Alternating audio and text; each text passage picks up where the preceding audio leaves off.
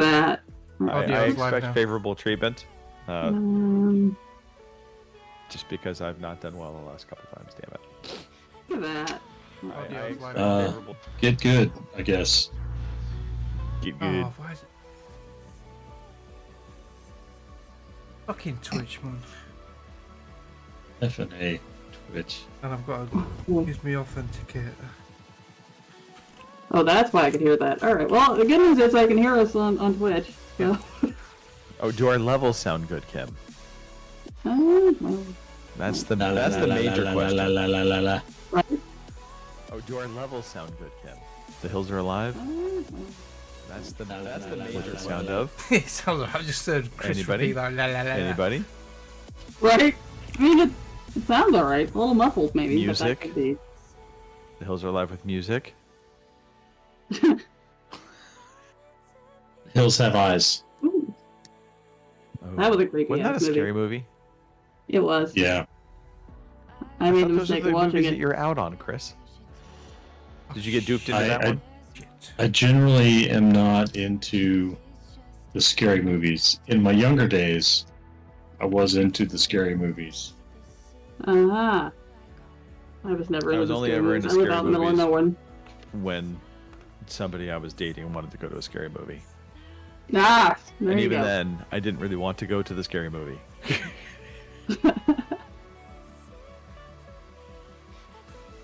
Well, the good news is all of us are in the chat.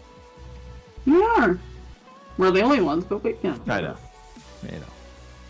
It's early yet. Okay. At least we like ourselves, you know. Mark, it's go time. I know, How are we looking? I'm just lining up the YouTube. I'm just putting pressure on you. So slightly intentional. No pressure or anything, no. If I'd have been more professional, I'd have got on earlier. Well, You know, okay. I Yeah. tried getting you guys on earlier. Pay cut, Mark. Pay cut. I'll take a 20% cut of 0. Right, you ready? I was going to give you 30, but I'll settle for 20.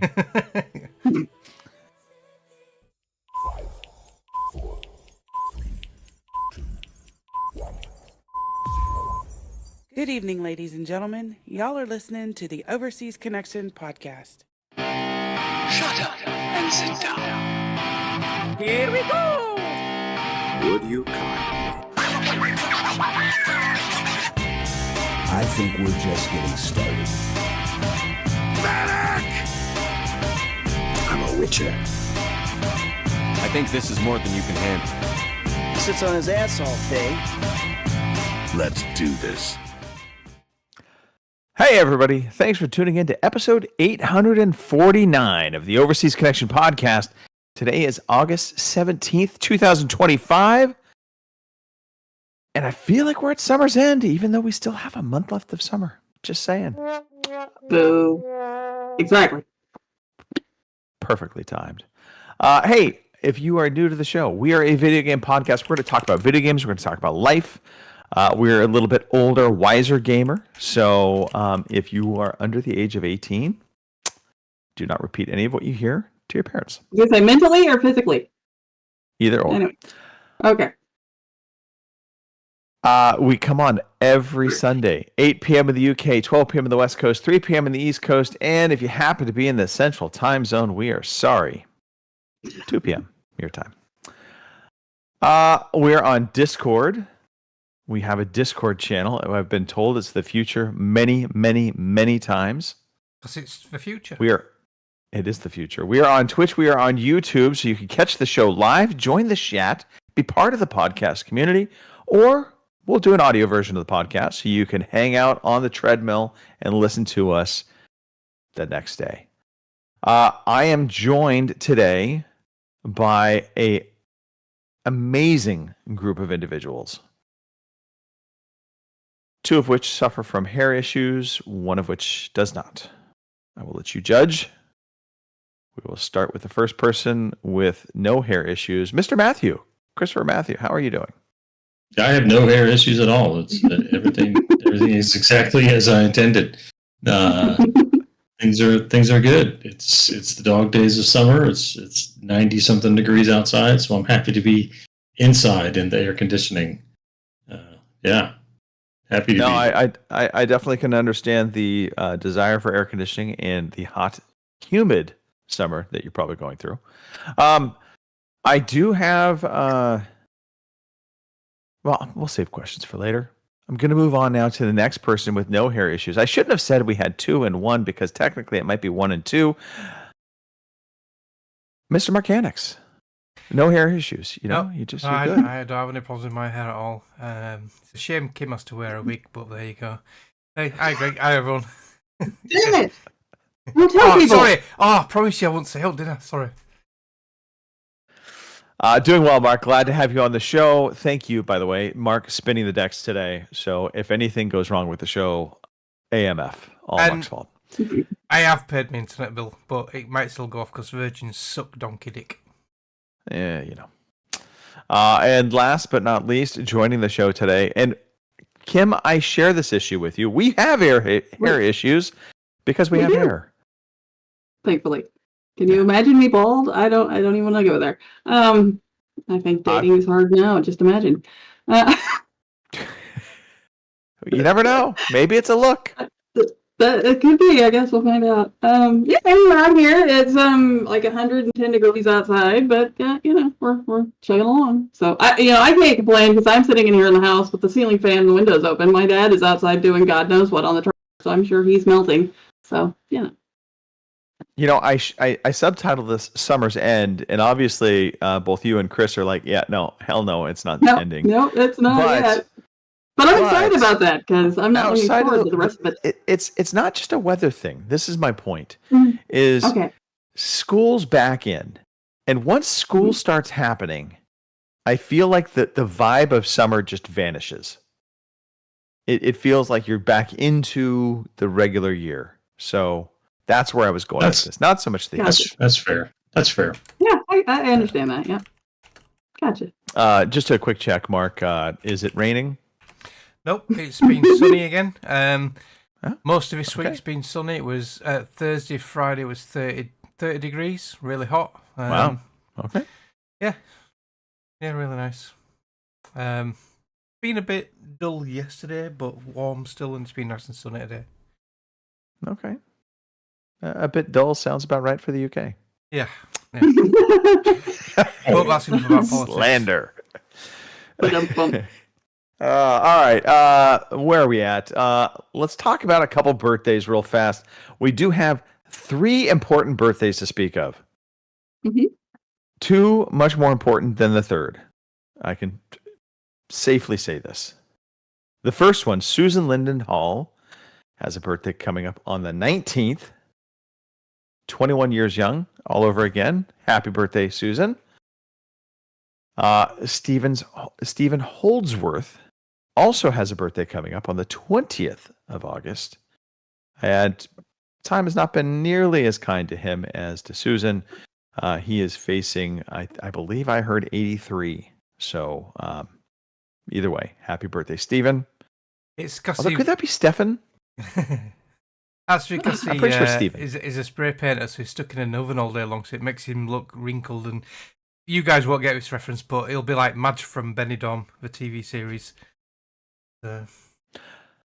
In fairness, I really wasn't drawing any correlations to his physical appearance. I just was poking a little fun at him having a birthday. We love you, Stephen. Or Stefan. Again, Stephen or Stefan? I was actually Call him looking Lord, for... it's easier. Lord? Okay. Lord.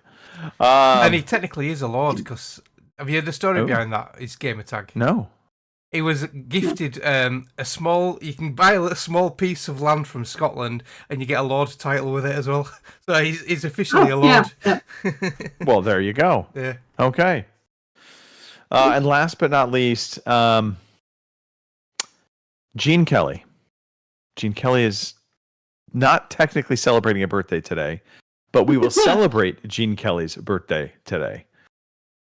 Because what would Gene Kelly be? That's like, what, Old. 113? You can do it. You did it. You did it. Yeah, okay, I did it. Yay! Anyway, so Mark, do we have a birthday song for the 2 currently living community members and the 1 deceased dancing actor? Certainly do. It's your birthday. It's your birthday.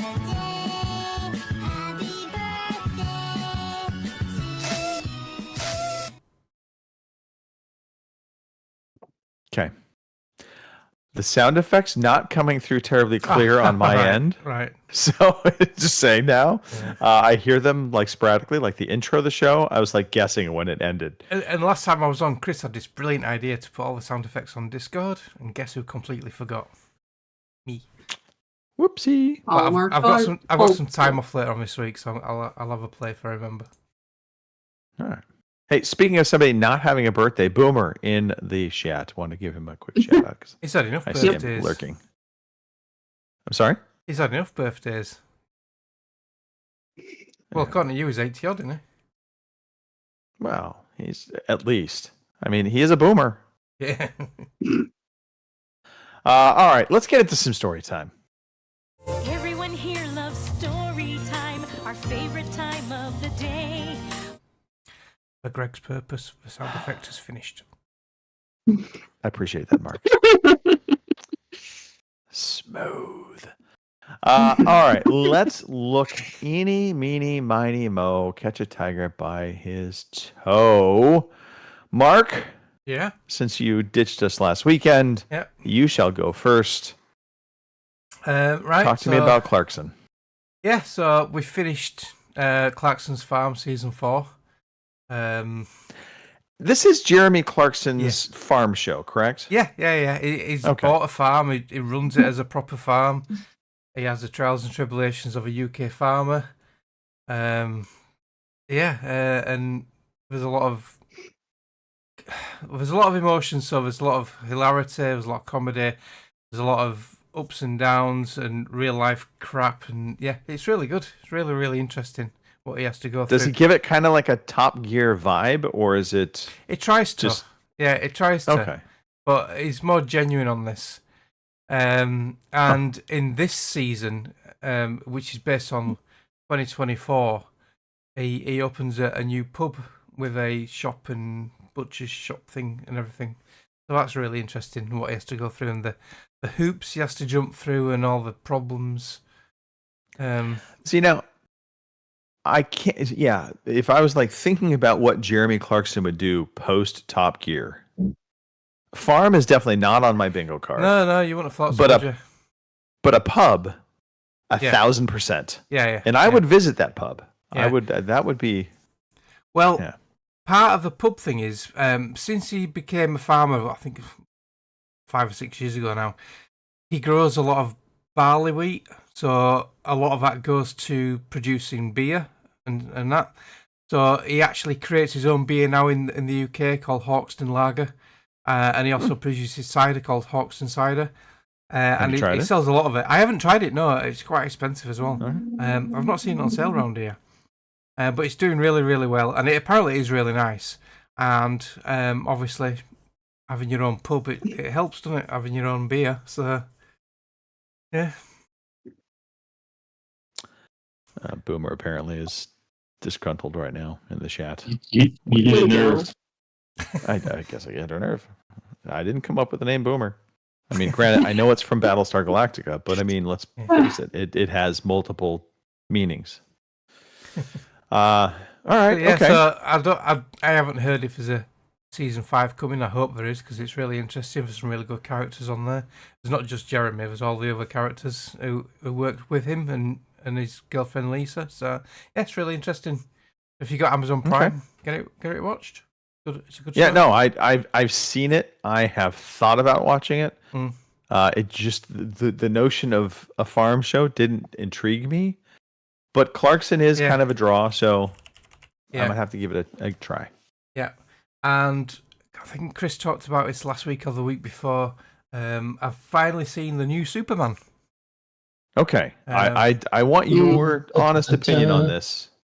So, I enjoyed it. It was good. I kept thinking all the way through, that ain't Henry. That ain't Henry Cavill. That's not the Superman I really, really like. I don't know what it was about Henry Cavill's Superman, but I just really liked his persona, his character. This one's quite good. It's harking back more. Like I never read the comics. I never read any sort of like comics as a youngster here. They weren't as big as what they are in the US. But I've heard this is more true in line with the comics. I loved Nathan Fillion's character as Green Lantern. I thought he's hilarious in this. There was one particular part where they're trying to stop something happening, and these big green hands come up with a big middle finger. So I thought that was quite hilarious. Yeah, Hawk Girl's in it. I don't really know much about her, but I've seen. Have you seen DC Titans? That's a good series. There's Hawk Girl and is it Hawk and Dove? I don't know if they're the same thing, but anyway, I don't really know Hawk Girl, and she didn't really have a massive part in it. And the other guy, there's like 3 from this Justice gang, they called it. And I know Chris mentioned that the Halls of Justice was an exact thing from the comics, the way it was laid out. So, but I didn't know that. But yeah, Mr. Terrific, I've not even heard of him neither, but he's a really cool character. I liked him. I'm right here, Mark. What? Mr. Terrific, not Mr. Tragic. Anyway, sorry. But yeah, really enjoyed it. Half decent story. I thought Nicholas Hoult was a good Lex Luthor. He was a good villain. Okay. Yeah, half decent. I really enjoyed it. I loved Crypto, the doggy. All right. And there's a nice sort of like cameo and setup for a new movie coming at the end with Crypto involved. So I thought that was quite cool. I don't know if it's a spoiler or anything, so I won't say what it was. I know Chris knows what I'm on about with his cousin. Yeah. So anyway, I won't say no more. Yeah, it's really you good. just spoiled it. But who's cousin? Something to look forward to. Superman only has one cousin. All right. But what I don't get at the beginning, he said, "Oh, I've got no family and I'm here all alone." When suddenly, a fucking cousin pops up. Anyway, moving on. But yeah, really enjoyed that. Have It you just not seen dawned it on yet, me, by Greg? the way, what this next topic is. I have not seen Superman yet. No. Right. What the next topic? Well, you said started season 2 of Wednesday. Yeah. And I'm like, why would you have a season of Wednesday? Right. So this is a Netflix show, Wednesday, based on the Addams Family, Wednesday Addams. Yes. Season 1 was really, really good. It's quickly became a bit of a modern cult classic with all the younger kids and that, and everyone was doing the fucking dance on TikTok and all that bullshit. But yeah, so started season 2. We're only 2 episodes in so far. It's so far it hasn't pulled me in like season 1 did, but I suppose season 1 was something completely new. But so far it's not too bad. I'm sure I'm going to get into it. So anyone else? That was kind of saying my reaction was, well, I was going to say Stranger Things season 4 for me was kind of the same thing. It was like, yeah. And you can imagine that with a season 4, but season 2 you're normally quite hyped for a second season, aren't you? Well, and the tricky part with Wednesday is I'd still want to make weekday jokes, but I'm not going to. I'm not the biggest Addams Family like. It's a show that existed. I've seen like the updated movies. They've all been okay. Yeah. So I've never been one to just be into the Addams Family. Yeah. I think what way I feel is in the first season, you got to see Wednesday's personality come fully out. Like in the movies, you see it a little bit, but the way she speaks to people and where she's like morbid about things and where she interacts and that, it was different and it was fun and it was a good watch. Season 2 is it okay? I have a question. It's the same thing, so you're not like, oh wow, I wasn't expecting that. You were expecting it, if you know what I mean. So I do have questions now. Yeah. Well, actually, just a question for you and then a question for the other two. The question for you is: so is this a comedy, or is it a drama? It's all 3. It's like a comedy, horror, drama. So it does have comedy. Are there actual horror bits to it? They were in the first season, and they have been in this one, yeah. All right. So yeah, there's murder and shit. So yeah, murder and shit. Okay, murder and shit. Yeah. Well, Kim, Chris, either of you big Adam's Family? No. No. No, I mean, I like. Have you seen the originals? I mean, did you Yeah, watch I mean, any I used of to them? watch the. I used to watch the originals on Nick at Night when I was a kid. I've seen the two movies that came out 20 odd years ago. I just haven't watched this show. It looks good. I just haven't watched it. Okay. Mhm. Same. Yeah, Okay. it's got By the way, it's got a lot pretty much, to follow, it's got a lot to live up to the first season. So far it's not for me, but it'll get there. Like I said, we're only 2 episodes in. And apart from me only having 3 days of work this week, we've got a bank holiday next Monday, so I've tagged 2 more days on. So I'm off Thursday, Friday, Saturday, Sunday, Monday. So I've got 5 days off from Wednesday. So I'm looking forward to a bit of a rest. sadly, so no beta to play. No. But that's it for me. By the way, to the chat, Corzon Boomer, just forewarning you, Kim is wielding the banhammer. So just be ready. Well, I usually wield the band hammer, I so know. I mean, that you shouldn't wield be it new. efficiently, Got justly. it. Oh, and Sarah's in there too, in case you missed it. So.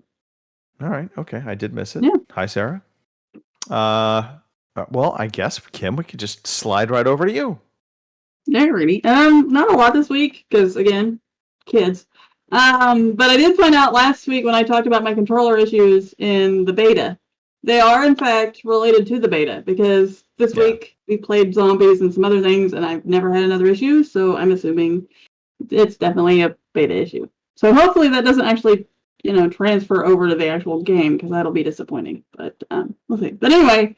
My $100 and some controller that I bought is fine, so that makes me happy. Other than that, school is back in session tomorrow, so my nephews will officially go back to school. I'm excited about that, hence why I have booze in this glass, because that means Aunt Kim can go play Xbox again and go back to Baldur's Gate, and yeah, I'm tickled. So yeah, other than that, like I said, it's hot, and it's been hot the last month and a half, so I mean that's not really news. So anyway, that's it for me this week. All right, fair enough. Yeah. Mr. Matthew, Chris, or Chris, Mr. DeLacy, Greg, Gregory. So I'm going to start backwards to the front, if you don't mind. All right. So I do that. So I sometimes. did not run a triathlon, if that's what you're going to ask me. I was curious. This it jumped off the page at me. So talk to me about this triathlon. So this weekend is the annual triathlon that our college hosts to raise money for the triathlon team. Somebody that I work with works closely with the triathlon team, and they needed somebody with a motorcycle with a passenger seat to take the race official up and down the bike course to check and make sure all the bikers were following, all the cycle riders were following the rules of the race, etc., etc. So I said, sure, I can do that. When I showed up, it turned out the race official wasn't there, and so I ended up just riding up and down the bicycle course on my motorcycle. Fun. And notionally telling people to follow the rules. I did also pull over a few times for people who are having mechanical issues with their bicycles. Just provide them an extra set of hands while they change the tire, fix a chain, something. But it was fun, ran into some people I know out there who were running the triathlon. And that's the longest I've spent on my motorcycle in a while. It's probably 3 hours riding up and down that, and a lot of shifting gears. So I got to work on my grip. I got to get one of those. You remember those things from the 80s, the little grippy things that you would. Yeah, I got to get some of those because after shifting gears up and down for about 3 hours, my hands are. But yeah, that was fun. Like you could take like a racquetball if you wanted and just squeeze the racquetball ball. Yeah, could do that. Do the Roger Clemens hand in a bucket of dirt. That was his thing. Pushing his arm down into a bucket of sand. That and steroids. That was his thing. Those were his things. Yeah. Whatever works. It was fun. I don't think I'm going to get out there and run a triathlon. It looks like hard work, but it was fun to be around. The running and the biking part are kind of like that's like maybe. Yeah. Then the long swim though, I'm like, nope, I'm drowning. Yeah, yeah. This is a sprint, so they swim. I said they only swim 800 meters because it's a Still sprint drowning. triathlon. Yeah. I gotta say, hats off. There was one. There were two people that I stopped to help with their bikes having issues, and I guess they had further issues because I passed them later, and they were running their bikes along the course to get back to turn their bikes in to go do the run. So they ended up, instead of biking 13 miles and running 3, they ended up biking 8 miles and running. Wow. Do the math. 9. So yeah, good no quit attitude there. Well done for them. Yeah. So you mentioned school's back in session. Classes start tomorrow. Yeah.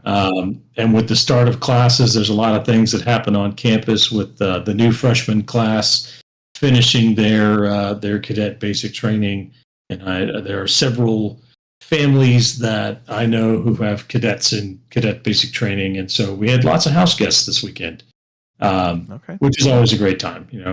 Get to see some friends I hadn't seen in a while. My oldest, he's not just the biggest fan because he's usually the one that has to give up his room. But at least he doesn't have to sleep in his brother's room anymore. There's other places in the house where he can go sleep, so there's at least that. But yeah, he always has to give up his room. Yeah.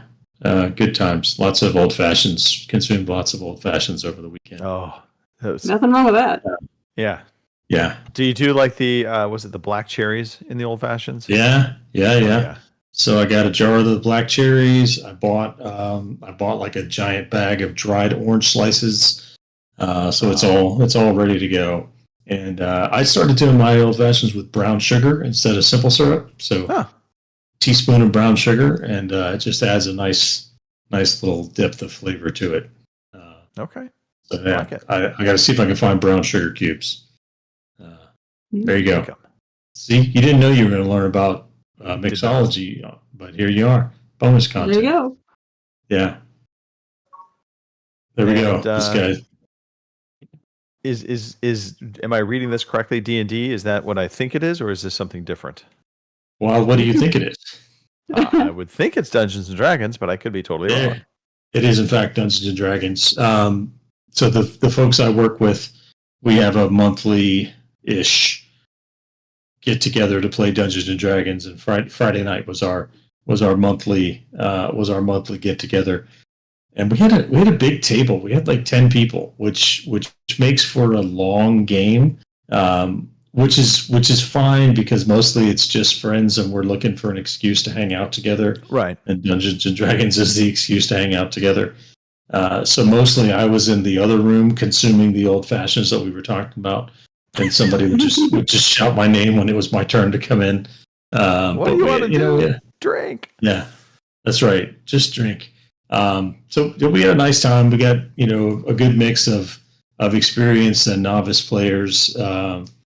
Hats off to the guy who runs the game because he's a pretty serious tabletop gamer. Like he really puts some work into it, and we're really just a bunch of clowns. And he's totally patient. Yeah, he's just totally patient with us as we're running the game. So Phil also, by the way, is currently taking notes right now, listening to this right now. I guarantee it. Yeah. Yes, Phil, you're going to get a recruitment old fashions. Yeah, I told Phil I'm in. If he needs a barbarian for his campaign, I'm in. Is barbarian what you typically play? That's the character class that I usually play. Yeah, and if you've played Baldur's Gate, you know what a barbarian, or any of those Larian games, you know what barbarian is. Yeah, so I kind of role play it as a really angry. So I don't typically do what makes the most tactical sense in any scenario. I'm just like, I'm angry and I'm going to smash the nearest thing to me, kind of role play, which adds a little bit of. Sometimes the people around the table get frustrated. Yeah, exactly. The berserker. Yeah, good times. Good times. Okay. Yeah. Now I'm kind of. I'm hoping Phil does reach out to you. I think even if we had you play something different than the barbarian, because we do technically have a barbarian. But what's better than a barbarian? 2 barbarians. A wizard? 2 barbarians. Oh, well, yeah. I fear you coming in as a barbarian into our game might spell disaster for Traylon, who's the character I play. All Just right, all saying. right. What's Traylon's class? I am a wizard, but I'm an elf. A bit Okay. mischievous. Yeah, He's a yeah. snooty elf. I'm chaotic neutral. So Okay. I oftentimes try to kill, I think, our team. There you go. Yeah, fireball. We're all in here. Yeah. You know this, right? That's right. You know. I cast fireball. for the greater good. All right, moving on. I guess it's me. I'm going to also work backwards to forwards. I have to figure out a solution for our outdoor fireplace. When they built the outdoor the fireplace and outdoor backyard area, we kept the existing outdoor fireplace they built because it was nice. Mhm. The problem is, and I learned this subsequently after our 1-year fit and finish warranty had come up, that they did not put in the actual correct fireplace mantle setup because it's designed to have a TV go above it. Mhm. But that fireplace puts out serious heat, not just a little bit, like your normal gas fireplace puts out some heat, and it dissipates and you feel it kind of emanating from the fireplace. This, within like turning it on maybe 20 seconds, and I have my hand up, underneath where the TV is, and I'm already feeling it getting extremely hot. So I'm like, okay, Ooh, that's not not good. good.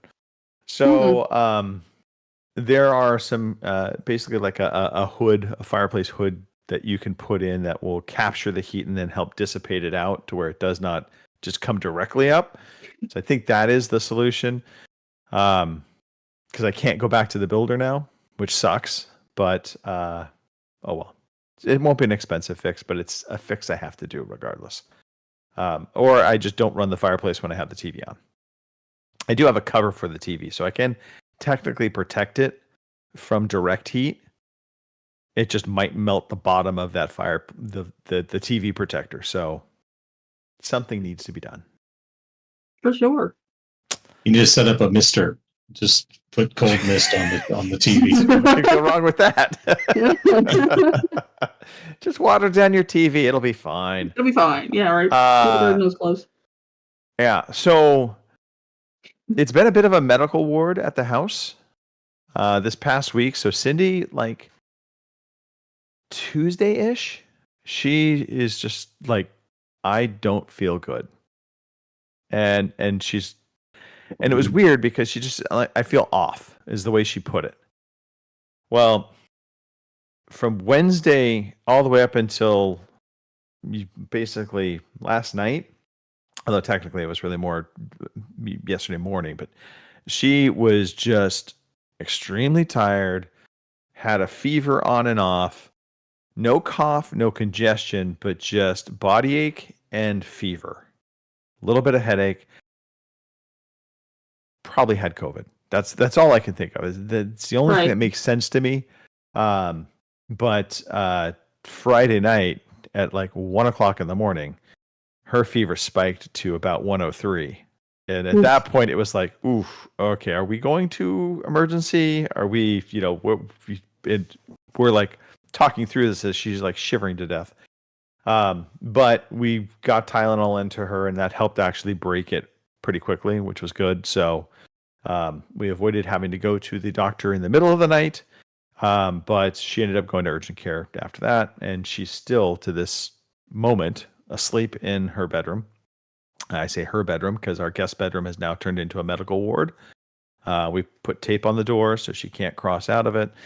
But yeah, so yeah, it's just crazy. It just kind of came out of the blue, and so crossing fingers I don't catch anything, because on the 27th I will be going in for robotic surgery. So this is a fun one. So it turns out I gave myself a nice little hernia, and if you know anything about hernias, yep, they usually come in twos. I didn't know this, but apparently the doctor said it's very common. If you have a hernia on one side, you'll likely have the hernia on the other side. I wasn't feeling the hernia on the other side at all, but she said it's there. And so they're going to use basically robotics. They're going to go in, they're going to make small little incisions on both sides, slide in this little mesh that will go between the muscle and where the weakened muscle wall. If you don't know what a hernia is, basically your bowel or fatty tissue basically can find a weakness in your muscle wall, in your abdomen area, or it could be really even in the groin area, which is where mine technically is. And it basically pushes through, which is not a good thing. Depending upon the severity. Like I was able to lie down and literally I could push it back in, which was a very weird feeling for the record. But yeah, so it's a outpatient surgery. I go in for the morning. I'll be out by afternoon.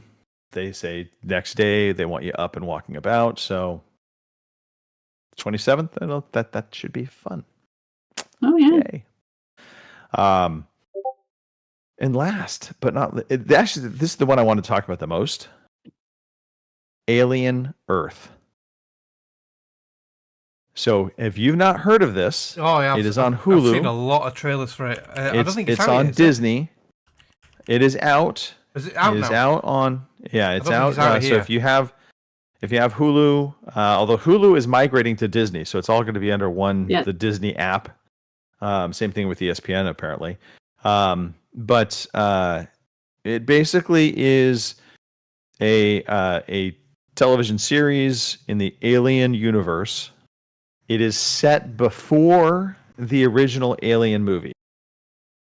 About 20 years prior, no, actually 2 years prior to Alien. I think it's like, okay, it might be 8 years. I think it's like 2102 and Aliens takes place in 2112 or 20. I don't know. Anyway, they're very You close. could say some numbers. Everyone will believe you. Yeah, exactly. So it is really, really good. I'm hesitant to give anything away. I will say this: it has a lot of conversation around basically kind of the whole premise is there's 3 different beings emerging within the Alien universe at this point in the historical timeline.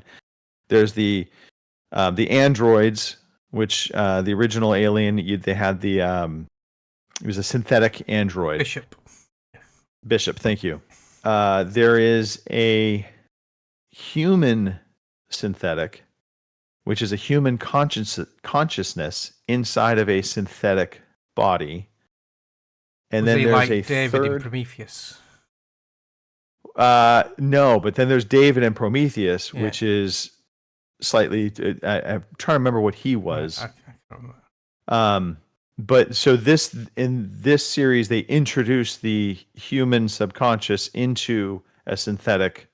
So Right. basically, they transfer a human's.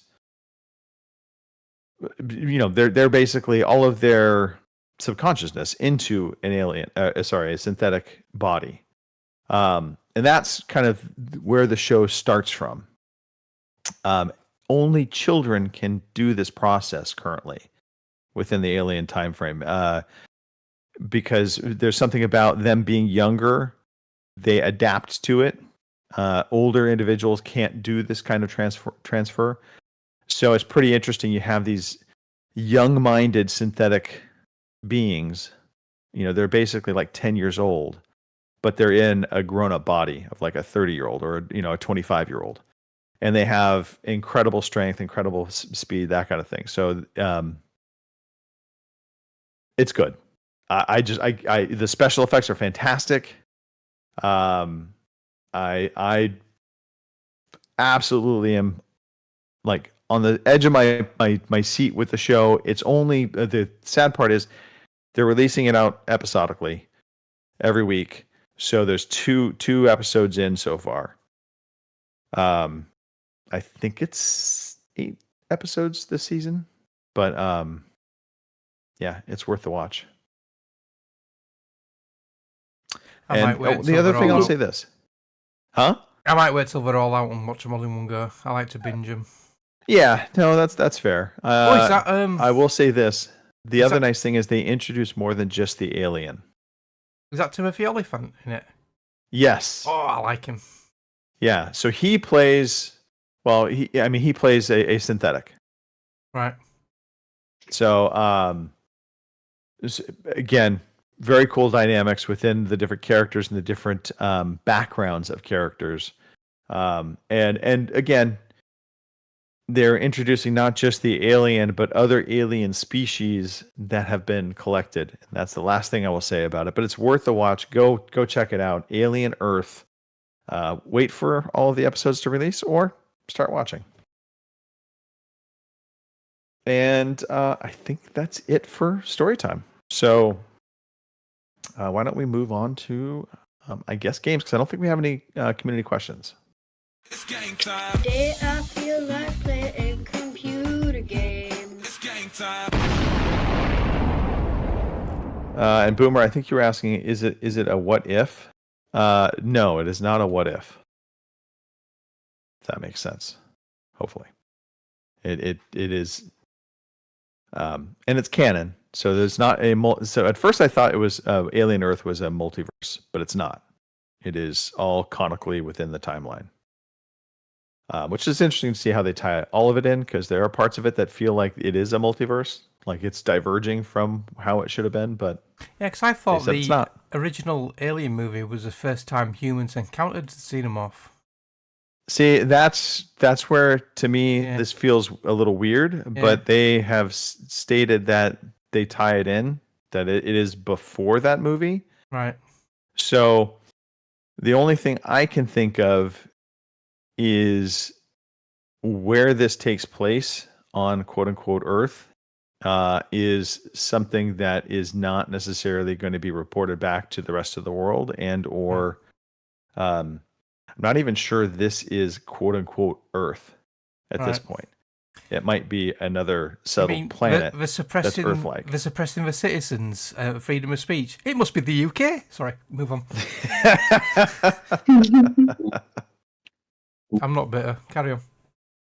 All right. Okay.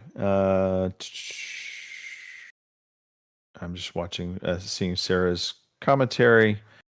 All right, I'm going to be good. I'm going to keep going with the show. But there's some good recommendations, I believe, within Sarah's post there. What are we doing? Are there any Games. games Talking worth about mentioning, games. Tim? In terms Do of what what now? we get for free that we get to play? Oh man, We're mid-month now, aren't we? So Yeah, we are. Yeah. So I think, I think not we went really. through all of these already. Right. Okay. Yep. Then let's talk about what we've been playing. Damn it. Okie dokie. Kim, you're going to start first. I am, huh? All right. Scary You thought. are. I'll be damned. All right. Nothing too big to report. I haven't got to play the beta this weekend. Just things haven't worked out. But that's fine, because I'm going to get it when it comes out anyway. So I don't really care about the stuff they're giving away, because I'm not going to get it anyway. So I have nothing to report there. We did play some zombies this week, and that was fun. I enjoyed did. the hell out of that, even though I seem like I spent more time down than actually killing zombies. But I it's popped fun. my zombie cherry. First time You- I you played. did? Popped you serious? Yeah. First time I played. I didn't it, realize. Yeah. Huh? Yeah, it was What'd good. you I think? enjoyed it. I really enjoyed it. Yeah, it was good. Chris was a good I, leader. I think zombies is highly underrated Mm. within the Call of Duty package. So, well, I did play zombies years ago when Blops first came out, where you used to Right. barricade yourself into a single room and that. But this one is Right. it was a lot different. You had to do like little mini missions to unlock different areas and that. Yeah, really enjoyed it. Sarah says she's up for more zombies. I think we all are up for more zombies. I jumped on a little bit yesterday and played solo zombies. It's not as fun. It's still fun though. I will say that. Right. But it's a different vibe because you don't have that other person to rely Yeah. on, So or that one person to say run does away, the game just run. throw more zombies the more players you have? Does it adapt It will scale with you. All right. Okay. Yeah. So if I went into a solo game, I wouldn't have the number of zombies we had when there was 4 of us. Because that was a No, lot. not you'll get a lot, but not as many. Yeah. No. It's manageable. I've also been playing just that first map that we all played. Yeah. I've been trying to work through that one solo as well. It's That's good if you Liberty want to Falls level for up. those wanting to know. Yeah. Yeah. I'm going to say, yeah, I leveled my gun up, what I normally use, quite a few times, and I leveled my character up. I didn't realise it was all linked to the main game. So Plus double XP. Yeah. So fun fact, not fun fact, but so again, if you're going to play Liberty Falls map in the bowling alley, go into where the lanes are. You'll see an ammo refill box. To the right of that is another chest that you spend some points on, and it's a random generating weapon box. But it is always going to be something special. And so what's nice also is usually you start the map, you only have one gun, so it will be your alternate gun. But not a lot of people see that chest there. They don't know it exists, so just throw that out there. Anyway, sorry, Kim. We took over your Call of Duty Zombies talk. No, that's all right. It's fine. I mean, we all played zombies, so it's fine. Although I really thought more people knew about the mystery box, but I guess not. Let's see. Other than that, I did play a little bit of Baldur's this week. Nothing big to tell. I picked Targeted Withers and stole my money back. I sold some loot and I got Gale a better weapon. Yeah. So that's pretty much all I got this week because, well, I haven't had a lot of time to play. So, but expect more next weekend because I'll have more free time. Other than that, I did play a new game this week, believe it or not. Can we really classify this as a new game? Well, it's new to me and it's new to Game Pass, so yes. Is it new to the century? Well, no, but you know what? I didn't play it when it was first out. And the only reason I knew anything about it was because way back, I think it was last year? Maybe it was this year. But anyway, Spencer had worn a shirt that said Hexen across the front of it. And then people were like having kittens because they thought that was like the next big thing. Right. Maybe they were onto something because Heretic and Hexen come out on Game Pass. I think it was last week or maybe before. But anyway, it's pretty recent. I've not played either of these, so I thought I'm sitting there. I needed to get my 15 minutes of Game Pass to get the reward deal. I thought, well, fuck it. I'll fire it up because it looked like it'd be something I'd be interested in. So I fired it up and I played Heretic. And it's Doom. Basically what it is it's Doom. The only difference is you're a wizard. And you're killing, I don't know, I think they're demons, and I don't know if the other things were supposed to be zombies or what they are, but yeah, and Mark's got it up here on the screen now. And basically it's Doom if you're a wizard. I mean, it played alright for an older game, When you die, you kind of start back over, but the nice thing is all the enemies do not regenerate. A few do, but not all of them, so you can pretty much run back through from where you started to where you were heading. And I don't know. I'm sure somebody will enjoy this. I don't know about Hexen yet because I haven't fired this one up. This is Heretic. And I don't know. It's probably a nice thing to play if you've got 15 minutes and you want to do something. So play this, I guess. I don't know. It's on Game Pass. You can try it out if you've got Game Pass and it won't cost you a thing.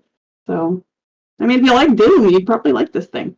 So, and there's quite a few games to pick from on there. So.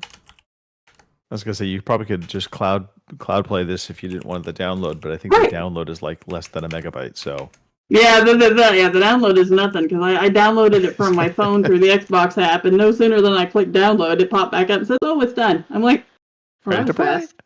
Right? Yeah, well, compared to what it. I can say it looks like a Commodore 64 game, doesn't it? Yeah, that's what I mean. Yeah. Yeah. So, but I mean. For what I play, I mean, it took me a minute to figure out how to open doors and stuff like that because I didn't have a clue. You're a better person than I am, Kim. There's just no way. I can't. No. Right. Things like this need to remain in the past, in your memory. Well, yeah, like Sarah says, it reminds her of OG Wolfenstein. Exactly. So I don't know. I didn't have a bad time with it. Like I said, I'm sure there'll be somebody out there that will play it. Nostalgia value or what. Like I said, if you got 15 minutes and nothing else to do, it's not bad. So okay. Yeah. And that's pretty much it for me this week. All right. Yeah. Mark? I see a smattering of things, not just desert related. Yeah, so I finished the Modern Warfare 2 campaign. But if I mentioned this... This is the remake one, right? Yeah, that the they remake released one. last year? Yeah. Okay. I remember last time I was on, I was mentioning that it used to be launched from the COD launcher, and then they changed it, and now you have to download it as a separate game, separate entity. But yeah, I had 3 missions left, so I've completed them last 3 missions. Really enjoyed it. It's really good. Graphically, what is it? What? It's only 3 or 4 years old, I think. I thought it was older, but I think Chris corrected me and said I think it came out in 2021, 22. But yeah, graphically it's amazing. The facial animations, the motion capture is spot on. Yeah. Like the Alejandro character and that, just unbelievable. So realistic. It's really good. The voice acting's amazing. I liked the story. Some of the missions did annoy me. And complete opposite to Chris, the one where you have to go on that road and you have to jump from vehicle to vehicle when your vehicle gets damaged and you have to avoid the mines. I found that quite frustrating and annoying. Chris loved it. I didn't. And the last mission with the tank, I found that quite frustrating. That one was infuriating. Infuriating. Did you go around and get all the targets? No, did I bollocks? I didn't even know you could do that. I heard you mention that last week. As an achievement for getting all the targets. I don't even... Because it is in a training ground, isn't it? Yeah. I think, yeah. But yeah, I didn't even know you could do that. Because it's very tight with the achievements in this game. All the achievements are linked into like little side shit you have to do. The majority of the achievements, you don't normally get them through a normal playthrough. You have to like go out of your way. But yeah, I really enjoyed it. I really enjoyed it as well. Yeah. And there's, like Mark said, there's a couple of them where in order to get the achievements, you have to play the mission twice. Like the car chase one, there's one achievement for doing the whole car chase in one car, one vehicle, and there's one achievement for getting 5 different cars during the car chase. You can't do both of those. Yeah. But yeah, anyway, it's Mark's turn. That's right. So this has now been uninstalled, and I've uninstalled Modern Warfare 3 now already. I've not started it yet, but yeah, Modern Warfare 3. So I'm hoping it's going to carry on where 2 left off, because there was a nice Easter egg to the original Modern Warfare. So Modern Warfare 2, the original one, started with an infamous level called No Russian in the airport. Yes. A lot of controversy around it. Because she was like killing innocent people. Some people didn't do that; they just walked through the level and didn't kill anyone. But yeah, so right at the end of Modern Warfare 2, and it's not a spoiler because it's old now, isn't it? You get this message on a phone or something, and this guy says, I know that's Makarov, which is a guy. And then this text message comes through saying, no Russian. And that's when it ends. So yeah. I'm hoping that's going to lead into a really good Modern Warfare 3, so I'm looking forward to that. And then I'll probably play a Blop 7's campaign.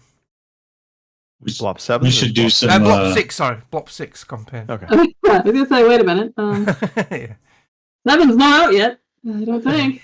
Not until November. No. We should do some modern... I think that one has the Modern Warfare, like the big zombies maps, like the... Almost like a...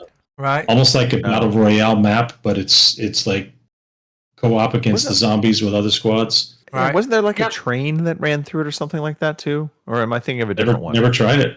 I don't know. Might be fun. Sure. I don't remember. But I know there's a big like freaking zombie thing you can take on too, and he's a pain in the ass. So I can't remember. It's called Ord. I think his name was Ord. Hey, so I will just say this. We had a hard enough time shooting the arm off of... I know, right? So, yeah. Maybe we don't try and tackle a gigantic zombie. Right. Nothing ventured, nothing gained, Mr. DeLacy. True. Mark, I know you have Battlefield 6 here, the beta. Yeah. Let's talk about this. Let's get into it. With me not being on last week, I didn't get to talk about it. So, really enjoying the beta. I get massive Battlefield 3 and 4 vibes from it, which I think a lot of people wanted. They wanted to get away from the sort of like slightly futuristic stuff. Like 2042 wasn't that futuristic with the tech side of it, and I enjoyed 2042. I know it had its problems at launch, But yeah, this is harking back to the Battlefield we all know and love. When back in the 360's heyday, when G4T had a lot of members and we were all playing together and we just had full squads every time. Yeah, it gives you them vibes. It's really good. The time to kill is slightly less, I think, on this one. So it's easier to get a kill, but it's also easier to be killed. Yes. Yeah. So, but yeah, I really enjoy it. I'm loving the support class. That's been my main focus on this beta. So the majority of my gameplay has been the support. I've done most of my leveling up on support. I love the medic side of it, the defibs and stuff. And they're quite really fun to curious. get a kill with. Yes. What game mode are you playing? So I was playing initially Breakthrough, and then Alara Conquest, and then this weekend they released Rush mode. So I've had a few games of Rush, which is quite fun. The good thing about Rush compared to Breakthrough is on Breakthrough, the enemy can, once you've captured the points and moved the front line forward, they can actually recapture the points back again and force you back. Whereas in Rush, once you've captured them points, it moves forward. And then that's it. The whole game moves forward. So it's a slightly different ball game. But yeah, I'm enjoying it. Yeah. Kim, Chris, I know both of you have also been playing the beta. Mhm. Any updated impressions, Kim, from you, or is it still? I haven't got to play it yet. Okay. I haven't got to play it That's yet right. this You did say weekend. that. So, You did say that. yeah, so I don't know. But like I said, I'm all on board.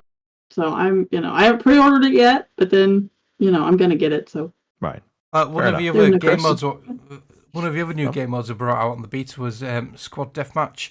There was me, Chris, Sarah, and Jay. We tried that mode, but there's some good players out there. We got, if you get two sort of like half decent teams of four and they sandwich you, pincer you, you're in trouble. We held us on to an extent, but yeah, we had a few moments where we got completely pincered and wiped out easily. So I wasn't too keen Chris? on that mode. I prefer the objective modes. Yeah, Thoughts? I did not care for the squad deathmatch. I am not skillful enough at moving around the map and not dying to be any success in squad deathmatch. Maybe after some practice, but yeah, it wasn't pretty. So, what I realize my issue with the Battlefield kind of vibe, and that is actually in the big conquest modes, the big rush modes. Honestly, and this actually holds true for the Call of Duty because they have their version of this. I actually hate vehicles.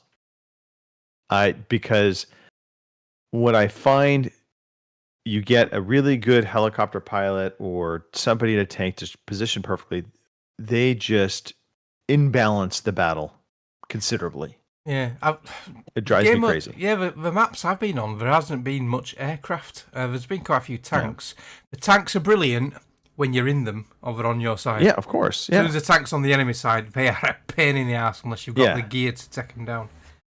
Being a medic, what I found I really loved is actually the squad deathmatch and close quarters. Wow. Close quarters. So there's a close quarters gameplay. Yeah. It's not necessarily squad deathmatch. It'll be control points, that kind of thing, but it's all infantry. Yeah. And that brings back the Bad Company 3 vibe to me. And I just have been loving that. Yeah, I definitely hear what you're saying about you get to, get some good squads on the other side and it can be really difficult. But it feels just so good not having to worry about, tanks and airplanes and helicopters, but just focusing in on the enemies, the objectives, and getting all of the modern touches from basically Bad Company 3 gameplay. It's like, destructible environments, and I love and I don't know the name of the map, but there's a map where you're kind of like, I want to say it's kind of themed like maybe like an Afghanistan kind of village. There's a lot of narrow back alleyways you can run through, and it just feels a little claustrophobic at times, which I just kind of like. Anyway, I found my fun in those gameplay modes as opposed to the bigger gameplay modes with the tanks. Even though, like you said, Mark, when you get in a tank and you're just laying waste to people, there is some satisfaction to that. Don't get me wrong, but to me, it just was not nearly as intense as the infantry, just all infantry. So the biggest bugbears for me, and this is not the game at all. These are players' issues. When you are down, people just your own squad will help you out. Like Kim and Sarah and Chris, they always come and try to get you up. But when you're going solo and you join a game and you're in a random squad, when you're down, 99% of the time they'll just run past you. They won't pick you up at all. Oh yeah. And when you're a medic, you see one of your squad mates, or even like Kim calls them blue raspberries, because they're on your team, but they're a different squad, and the name's Blue, so she calls them blue raspberries. It stuck to me as they're blueberries. Yeah. Oh, blueberries. Sorry, blueberries. So yeah, so you go running up to them. You go to like defib them to bring them up, and they've pressed the spacebar of a button or whatever to cancel that out and then respawn, so you don't even get a chance to revive them, which can also help them from getting a death added to the counter. It helps your team because you don't lose a ticket. But yeah, no, people, I don't know what it is with some people. They just don't play the game as it's designed, if you know what I mean. They just want the kills and that's all they want. But you get that in every game, don't you? That's not the game's fault, that's the player fault. Yeah, I think that's a bit of a learning curve for those players, but I will say this, like if I get downed and I'm looking at the map and I see I've got no support around. Well, it tells you if you've got medics nearby, and if you have, you hang on, but then they just fucking run past you. I actually like just hanging on for the hell of it, even when the enemies are around, being like, medic! Help! When you press the button, he holds his hand up. So, yeah. I do wish I could be able to pull out my sidearm, I will say. Because would be handy in those moments. I noticed in Black Ops Zombies, when you get down, you can pull your pistol out and take a few down. So. But overall, though, I mean, this is going to be on the buy list for sure. I've already bought it. I've already pre-ordered it. Yeah, already bought it. I can't wait. Yeah. And it's not that long, really, is it? It's what? Just over a month. October 10th? 10th, I think. Yeah, not long now. Time flying by. Okay. Anything else, Mark? Just a little bit of Dune Awakening. So a little sand in the shorts. There was a massive, there was a massive update this past week to the game. So quite a few changes to some of the game mechanics. Just let me get the gameplay up. So they changed a lot of the PvP now stuff. So they've still got PvP in the Deep Desert, but a lot of the high tier 6 resources you had to go into PvP for is now available lower down. So it was anyway, but it was very rare, like 1 or 2 nodes. Now there's shitloads of it apparently. I've not really gone into the Deep Desert since. They've changed a few things with some of the building stuff. You can now put pillars in between walls where you couldn't before. What else have they changed? Some of the icons have changed. So all the fuel cells, the large, medium, and small fuel cells, were all the same picture. So you had to read what it said. Now they're like different sizes physically, so it's a lot easier to tell you what fuel cell you've got for your vehicles. Finally built my Assault Ornithopter, so that's cool. Okay. Took a lot of farming to get the resources for that. But yeah, I've got my Assault one now, so that's good. But yeah, just plodding on with it. I finally found the Mentat trainer. So I finally unlocked the Mentat ability, which is quite cool. And that's got the suspensor turret, which is good for shielded enemies, which are my biggest bugbear in this game. Yeah, so a little bit on that, not too much. And I've seen online a lot that the player numbers are dropping off big time, especially those who like the PvP side. Because, like, for me, the changes are good because I don't like the PvP, so the changes are perfect for me. But there's always that two-sided coin in there. Some people are happy, some people are. So. And I mean, let's face it, there are not many games out there that sustain player counts. No, not usually for this type, one, MMO survival, after a month. Yeah. I think Dune Awakening's actually probably exceeded expectations. Well, I've got to say, for a lot it's of been people. going 2 months, hasn't it? It came out early June. I think it was 5th of June. It came out in early access, 5-day early access. So I've been playing this solidly for 2 months now. So the private server's going strong, and we've got enough funds in the account to cover it for to the end of the year at least. So yeah, I'll definitely won't be giving up on it. I'll still be playing it a lot, just not as much, I don't think. But now the beta's not on, because my weekends have been taken up by the beta now. So yeah, probably getting back into It's true. Back to the sand you go. Yeah. Although you've been in the sand with the beta, so just different. Yeah, different type. There's no worms. No worms, exactly. If you have worms in Battlefield, that's never mind. Yeah. Helpful Corazon in the chat. Double tap LB and it will spot the enemy when you're down. So that's kind of helpful. All right. Yeah, I don't know what that is on the mouse, by the way. He's using a proper controller. Yeah, to which spot is on the good mouse on and him. keyboard, it's Q and usually middle mouse button unless you rebind it. Yeah, or just LB. I nearly downloaded. All right. I nearly downloaded it on the console downstairs. Right. So a bit of a side story. We were playing Friday night. Yeah, Friday night. With Jay. We'd finished Battlefield, and then I'd come off because I was tired. I was just watching YouTube, but I was still in the Discord chat with Rob and Jay Snoogans. And then all of a sudden, Jay disappears, goes off. Rob says he's dropped out of the PUBG lobby because they were playing PUBG. And then I get a text off Jay, my PC's died. So we go through quite a few things, and it just won't fire up at all. You press the power button, the RGB light on this cooler flashes quickly and goes off, and then a few seconds later his RAM lights up on the RGB, but nothing. It's dead completely. I went up Power supply yesterday. issue? Well, that's what I thought. That was my first instant thought, because I had a similar issue on an older PC. But I've got my spare PC here, what I built from the parts from the old one. So I took that up, and it had the exact same power supply. Not that it really matters, but so we took the power supply out of mine and put it in his, but it was exactly the same. Took out one RAM module, didn't do any difference. Swapped the RAM modules, didn't do all. So it's not the RAM, so it's either the motherboard or the CPU. But he has said his CPU cooler's been making some weird noises. So they've got a built-in pump the fluid around to the radiator. And he has says that he don't really monitor it.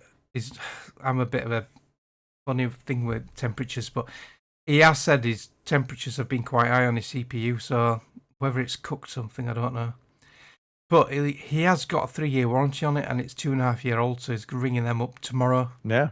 So hopefully, yeah. So my spare PC's up there. So I normally play that on a Sunday morning downstairs. So I nearly installed Battlefield 6 on the Xbox downstairs, but I didn't. You know you're jonesing when. Yeah. I actually, I don't want to, but I want to try that. Ready or not? You haven't talked about that yet, have you? I'm gonna talk about it. Let me tell you, I'm gonna talk about it. First, I'm gonna talk to I Mr. watched some Matthew. videos of it. Yeah. Mr. Matthew, anything you would like to talk to outside of the Battlefield 6 beta and zombies? Since we talked about that already. Well, I'm sorry, but we're going to talk about zombies a little bit more. Sweet. So I did spend some time doing solo zombies, and I learned you can save your progress, so that's helpful. Oh, right. If you're playing solo, you can, if you're at full health and not in the middle of a fight, you can save and quit. I did not know this. Okay. Yeah, you can only have one save file at a time. So I just before the show, I've got it advanced to the final encounter. Like all I've got to do is go and push a button, and then I get the last boss fight. And so I hit save and quit. I did learn frustratingly that if you play guided mode, while you can advance through the story using guided mode or directed mode, whatever it's called, you can't do the other Easter eggs. So like there's one Easter egg in Liberty Falls where you go around the map and shoot 5 pairs of bowling shoes, and then you get to go bowling for zombies. And if you get a high enough bowling for zombies score, you get like a ray gun or something. And I kept running around the map, and the bowling shoes were not there. I was like, well, why aren't the bowling shoes there? I learned just now that you can't do that if you're in guided mode or directed mode. So, Okay. yeah. Where are the Guess bowling it- shoes? I mean, They're in 5 different. They're usually inside where the zombies spawn. So like inside the gas station, inside one of the houses, Okay. back in the woods from one of the places where the zombies come in from. So I guess I gotta go. I guess I gotta go try this later. On not directed mode. Yeah. So, but we did talk zombies quite extensively. Although I have also learned that it's okay not to rush the gates. It's better to stay at a lower wave and build up your scrap and upgrade your armor and weapons before you start getting some of the bigger hordes and stronger zombies. Anyway, yeah. yeah. There's things you can do in zombies. Well, 2 things I learned, and this actually stems back from Extra Life a few years back, or last year. But not rushing, obviously, like you just said. But don't be afraid to run. So especially when you're in a squad, if all your squad mates are down, your job at that point is survive. It's to not die. The wave, not die. So running away and just, and this is the other thing that you can learn is as you start running away, eventually the zombies stop spawning and they're just all out. But if you keep running, you effectively will start to get them to train after you. So you're going to have this trail of zombies coming at you, and you get them going down alleyways. Far easier to deal with that than when they're coming at you from all different directions. Yep. But yeah, especially the field upgrade I was using is the Dark Aether whatever, and it just basically shoots a beam of energy that goes through. And so if you get them all coming at you, it'll go right through all of them. So that's pretty handy. Yeah, but we have talked extensively about zombies. I hope we'll play some more now that I've learned a bit about how to do it. I did, however, this week also finish the Black Ops 6 single-player campaign. Before we get off zombies, I have never successfully completed Liberty Falls. Within our squad modes, we have gotten to the extraction multiple times. So when you get to the extraction part of that, you've completed everything and you're calling in the helicopter. All hell breaks loose. And your job is, you're just trying to survive to get to the helicopter, and inevitably that has not happened so far. So anyway, continue on. I haven't made it that far yet. So hopefully, fingers crossed, one of these days we'll get there. Yeah. So Blob 6 campaign. I did finish the single player campaign, which did have some zombies maps in it. I have to say that I enjoyed that the missions were varied. I found the heist mission in the casino to be a lot of fun. The way it played out like a heist movie where you're switching between characters and doing all the little handoffs. I thought that was a lot of fun. I think I've gone through and found all the safes, which was also fun, and bought all the upgrades. The second, I think it's the second to last mission, where the squad is interrogating Harrow, and you're playing as Harrow while one of the members of the squad is talking to you, and that was just creepy. That was just that freaked me out. Like, I haven't been freaked out by a game in a long time, but the middle part of that, when you're in like this dark warehouse and the zombie versions of you are just kind of appearing, I was like, oh man, this is messing me up. I'm trying to, I don't want to give anything away for for Mark. Although by the time he plays this, he'll have forgotten all of this anyway. So I just spoiled everything, Mark. I'm sorry. I especially really liked when you first kind of encounter the zombie injection, if you will, into the game, where you go to the facility and everything kind of changes. And it was like going into the facility, you get like the inkling, like, could this be? And then you're going in and it's a creepy setting and you're like, okay. And then it just all turns on its head and you're like, oh, okay. Yeah, no, this is I liked it. That mission was fun as well. I went back and I've been trying to finish some of the missions on veteran difficulty and doing okay. I'm a little frustrated because I got to, so there's the mission where you crash the palace to go get the MacGuffin, right? I've gotten all the way through the mission on the roof, kind of doing the last holdout for exfil. Right. And something is happening where every time I have to reload a checkpoint, the game freezes and I have to relaunch it. Which wouldn't be that big of a deal, but I don't know why they made it such a pain in the neck to get to the campaign on these games. So you have to load up Black Ops 6. Right. And then you have to load up campaign, which closes Black Ops 6 and reopens campaign. And so it takes like 3 minutes to get back into the game if it crashes. So that's a little bit annoying. Hopefully that won't happen on the other missions as I go back through. But yeah, it was fun. Looking forward to Black Ops 7 now. I wasn't super excited when they announced Black Ops 7 this summer, but now I'm kind of looking forward to it. Yeah. I'm with you. Okay. Good. Anything else? Good. No, all of my gaming time this week has been either Battlefield 6 beta or playing Black Ops 6. So that's what I got. Okay. Well, ready or not, we're going to talk about ready or not. But so this game, I am just in love. I absolutely am having a blast with this game. Yeah. Thank you. I'm here all weekend. So if you're not familiar with Ready or Not, it is a spiritual successor to SWAT 4. It also is very, like, if you've played Rainbow Six Vegas, that's what this is going to feel like. Not Siege, but Vegas. Although, loosely, the terrorist hunt in Rainbow Six Siege, I think there's some similarities.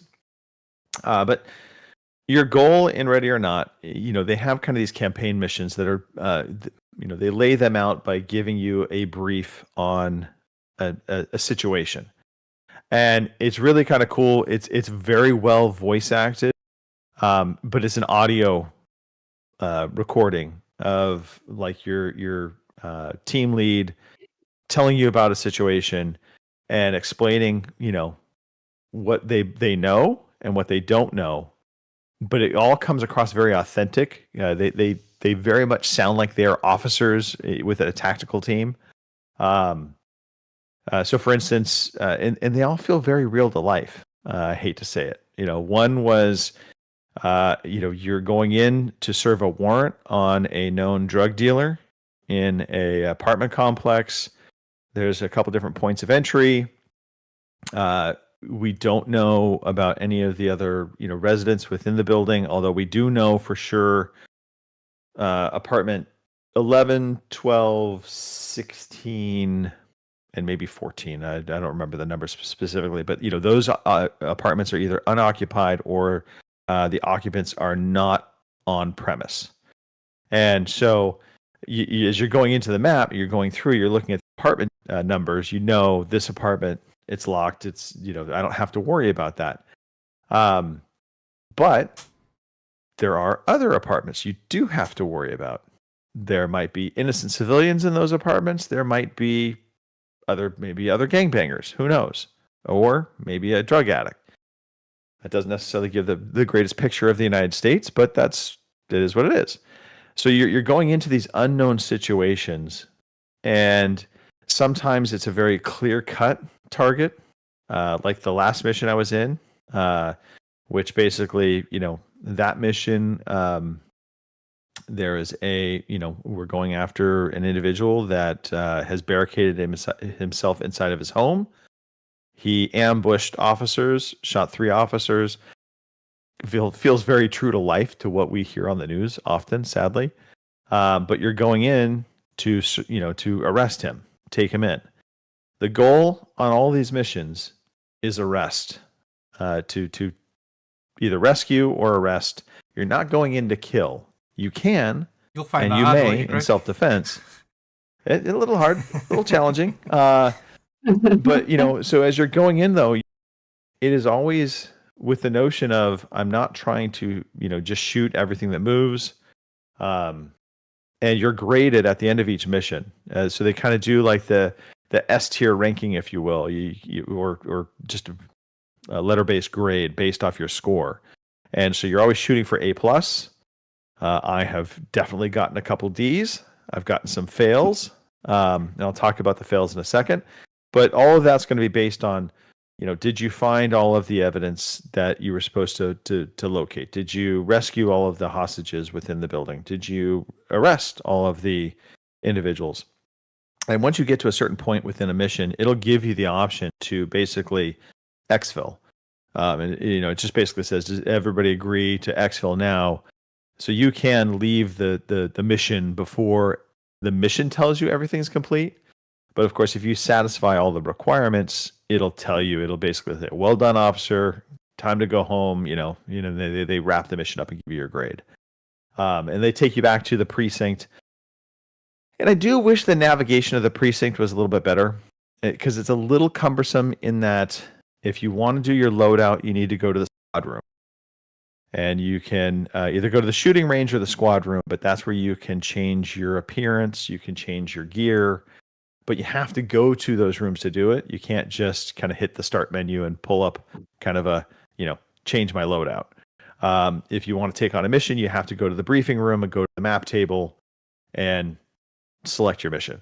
So my gut tells me at some point that police precinct is going to become a mission itself, because there's just a ton of rooms and areas within it that just don't feel like they're really utilized for anything at this point. But that's just I don't know for sure, but I just have a feeling at some point you're going to have a mission in the police precinct. Back to the game. So I had a very cool moment on this last mission, and I say cool, it was on fails. So going to arrest this individual that shot up the officers, as you're approaching his house, you quickly realize this is one of those guys that's built a compound. And likely not alone. So there's a couple different points of entry. You're going in, and they do tell you in your briefing as you're approaching the building, hey, be on the lookout. There may be traps.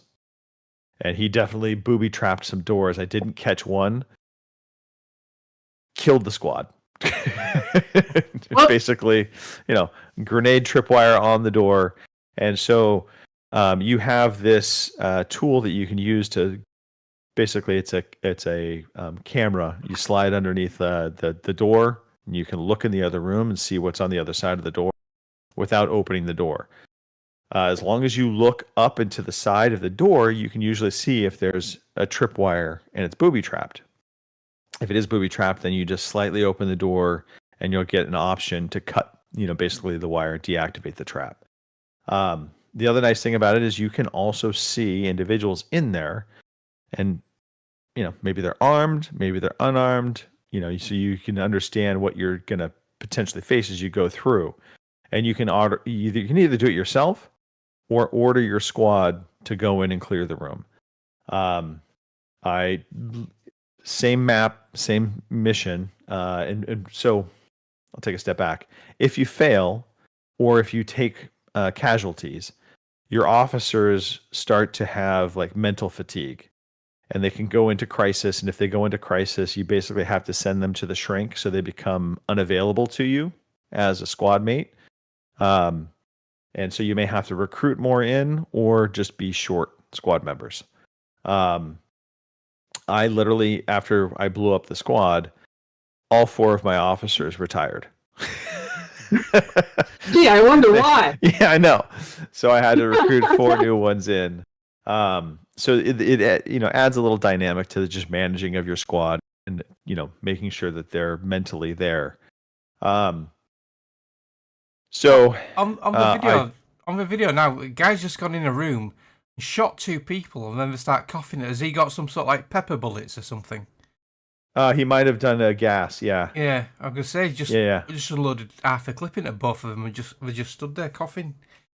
It looked a bit weird. That might have been there's a basically canister gas that you can use as one.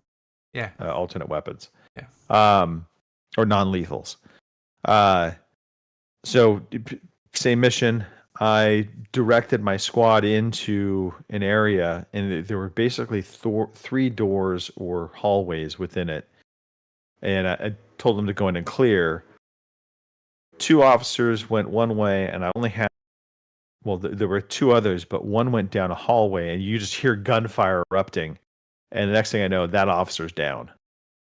And so it just, like, the intensity just etched up.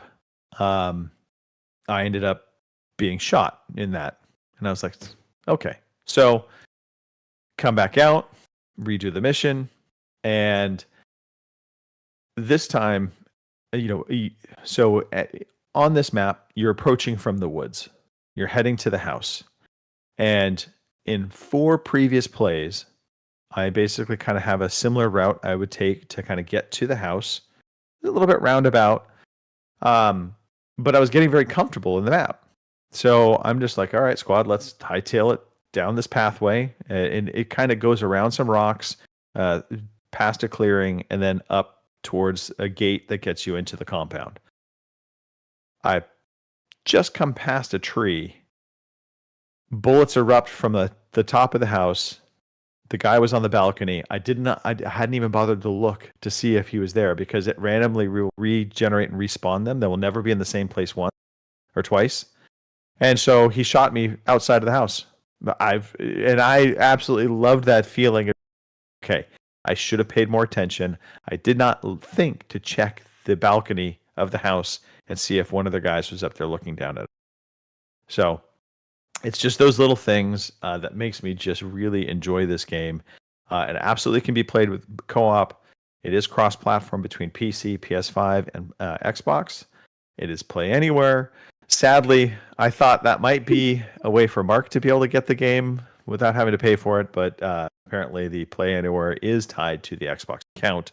There's a lot of hoops to try and jump through to try and get that to work on him for PC. But if you liked Rainbow Six Vegas and the vibe that you got from that game, or the terrorist hunt in Rainbow Six Siege, this has all of that. And I think the other last thing that, again, I will say that I also very much enjoy is the interaction with the people you're arresting. So there's been a couple times where I've come in, and you have on it's A button. I don't know what it'd be on PC, but basically it's calling out the arrest call. And so as you're walking into a room, you just start hammering the A button. Put the weapon down. Put the weapon down. Put your hands up. Turn around. Get on the ground. Those are all the different kinds of commands you'll start saying as you're spamming the button. And that will intimidate most people you encounter to follow your orders, get on the ground, and basically anybody you encounter, you handcuff. You remove them as a threat. Even if they're civilians, you basically will cuff them, put them down.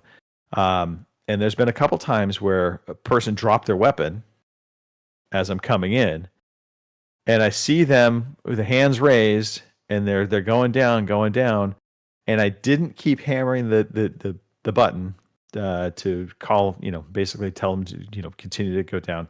They grabbed the weapon and they started shooting, and it will surprise you every turn of this game. The unexpected can happen, and that's, again, I think one of the things that I just really love about this. It's intense. And there is an easier mode, Mark, so you can play on Mark mode. But yeah, so ready or not, yeah, it is my surprise darling of the summer. So Okay. I have not played in co-op yet, Sarah. No. Okay. And Delta Force. Yeah, I saw Delta Force. It's free to play. Yeah. But there's like a $10 Chuck Norris in pre-order it? pack you can buy. I've played this on PC with Jane Snoogans. Yeah. But we played the Battlefield Conquest type mode online. It's good. It's like very similar to Battlefield for the Conquest side of it. Okay. Yeah, it's half decent for free to play. I didn't know it had a PvE mode. I did not either. That's interesting. So if it's got that, I'm happy to give that a go. All right. Well, I think I've done enough talking about Ready or Not. I think it took like 20 minutes. So, I believe we have a quiz. We do have a quiz. Yeah. Are you ready for a quiz? It's time for the quiz. Yeah, you know what? Oh, too bad. Now you're ready for We the have a quiz. choice. We just had to get everything going. Let's see. Mark wasn't here last week, so Mark gets to go first this week. There is a theme this week, although I think you'll really quickly figure out what the theme is and why the theme is what it is. Okay. And feel free to play along in the chat for those of you who are here. I'm gonna put the first title in the chat to hopefully keep us together. So the first game is Call of Duty World at War, which was released in 2008. And so we're looking at the Xbox 360 version. The Xbox 360 release of Call of Duty World at War. Mark, you're up first. We had a lot of fun with this. And the campaign was pretty decent as well. Oh dear, now what would it be Metacritic wise, or what would it be? I would say, at a guess, 82. It wasn't perfect, but right. it was pretty decent. Yeah, 82. So Mark says 82, Corzan says 84, and Boomer says 85. So we're all right. So that brings us to Kim. What's your Metacritic guess? Call of Duty World at War 2008 on the Xbox 360. I'm gonna say 87. Kim says 87. All right, and rounding out the first question over to our illustrious host, Mr. DeLacy. Yeah. So Call of Duty World at War. So that was the first one to go back to World War II since Call of Duty 2. And I want to say everybody was like, it's going to be a return to form, but I think it got kind of a little bit panned. I'm going to play safe and go 84. Safe at 84. Well, 84 was the safest answer you could choose because the answer was 84. 84. There we go. Call of Duty World at War 84. It rhymes. Xbox 360. There we go. Up next, we have Plants vs. Zombies Battle for Neighborville, which was released in 2019. And we're looking for the Nintendo Switch release. And it's Kim's turn to go first. Alrighty. I've played these, but I've played them on the Xbox, so Switch. Yeah, I'm gonna go 81. Here we go. Kim says 81, which brings us to our illustrious host. What do you say, Greg? Name. Illustrious host. I take that. It's your new name. So the original remake of Plants vs. Zombies, I know it was very highly rated. I didn't hear anything about Neighborville. I didn't hear anything about it, in particular on the Switch. I'm going to say 76. Greg says 76. And rounding it out is Mr. Mark. The other one I remember is, apart from the original Sideways one was Garden Warfare, so I don't know if it's Right. a sequel to that. I'm gonna Price is Right, Greg, and say 75. Mark is going to price is right, Greg, and say Son of a 75. Well, you price is right at Greg in the right direction. The correct answer was 74. Ooh. So pretty close. Pretty close. Everybody's pretty close this game. Okay, which is going to bring us to a community favorite, Left 4 Dead 2 from 2009. No, I know this was a community favorite on the Xbox, so I'm going to throw you a little wrinkle and ask about the PC release, which brings us, and since it's round 3, Greg, you're up first. Left 4 Dead 2 from 2009 on the PC. So Left 4 Dead was a community favorite. Left 4 Dead 2, I feel like not so much. Everybody wanted to like it, but it did not resonate. It did not stick. I'm gonna go back to I'm gonna say 80. I'm gonna say 80. It was liked by the media, I think, but they did say it fell short of the original, at least in my head. All right. Greg says 80. I probably should say less. Helping the others. Coming around the horn to Mark. Left 4 Dead 2 on the PC. Greg is not so confident about his answer of 80. So I agree with Greg that Left 4 Dead was a massive community favourite of ours back in the day on 360. Left 4 Dead 2, I didn't really play as much, but they did introduce new zombies. There was a jockey one and stuff like that. Chicken jockey. Yeah, and I think they improved on a few things, so technically it might have been better. Fan favourite, maybe not as much, but this is Metacritic, not fan favourite scoring. So I'm going to go 88. Mark says 88. And bringing round 3 to a close is Kim. Left 4 Dead 2 on the PC. Hype. That was, I guess, before me, or I just didn't get into it. But I'm going to go 85. Kim says 85. Correct answer was 89. So well done, Mark. Almost right on it that round. Also, Boomer with 90 was pretty close on that round. There we go. Which brings us to our final question. Closing out our mystery-themed quiz for this week is Resident Evil 4 from 2023 on the PlayStation 5. That brings us back around to Mark having the first word. Ooh, this is a remake, isn't it? I believe so. Yeah. I never even played the first one, let alone the remake.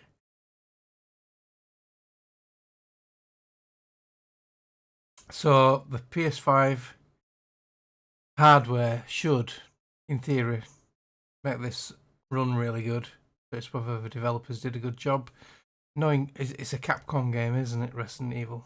I'm sure they did. Talk us through your logic, Mark. I'm just trying to think. I don't really know anyone who played it, apart from, I think, Fraser on the Seal podcast, he played it and he really raved it. But I think they raved about the remake Resident Evil 2 and 3. They rave about a lot of weird things. Yeah. I'm going to stop stalling. Sorry, Sarah. I'm going to pluck a number out of my head. I'm going to say 87. Mark says 87. I bet it's higher than that. This brings us to Miss Woods. I'm going to Price is Right, Mark, and go 88. I think it's higher. Kim is going to Price is Right, Mark, and go 88. Closing out the hosts for this week's contest is Mr. Tank Top, Greg DeLacy. Resident Evil 4, PlayStation 5. The Shatters seem to have quit. I don't know. 90.